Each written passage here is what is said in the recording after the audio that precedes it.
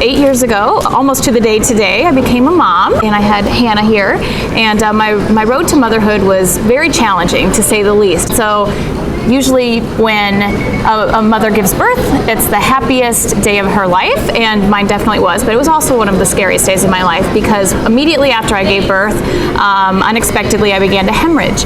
And the last thing I remember was after I said goodbye to my baby and my husband, I was whisked away to the emergency room, and I was in surgery for 6 hours. I constantly needed blood to keep me alive, and I later found out that I used 15 units of blood and 12 units of plasma. I was told that about 30 people donated the blood products that I needed to save my life. I really didn't know what LifeServe Blood Center did. What I learned is that there were volunteers from 10 p.m. to 4 a.m. the next morning going back and forth from the blood center to the hospital, delivering enough blood products that I needed. And so, I stop and I've thought about that often. What if those volunteers hadn't been able to get the blood to the hospital? Or what if there weren't donors that had given the blood that I needed to save my life?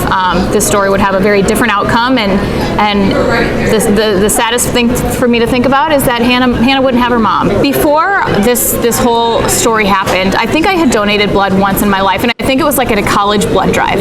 And I didn't really know a lot about blood donations. It wasn't relevant to me. I didn't really think about it. It wasn't top of mind for me. And obviously now that it did happen to me, it changed my perspective on blood donations, of course. Anytime, whenever I donate blood or whenever I talk to the staff at LifeServe, I just always want to say thank you. Don't wait until you need blood to give blood.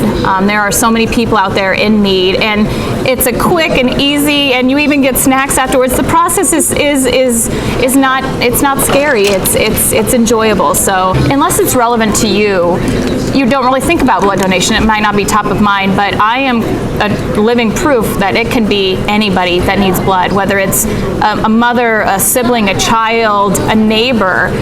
You never know who's going to need blood, and so that's why it's so important to donate whenever you can.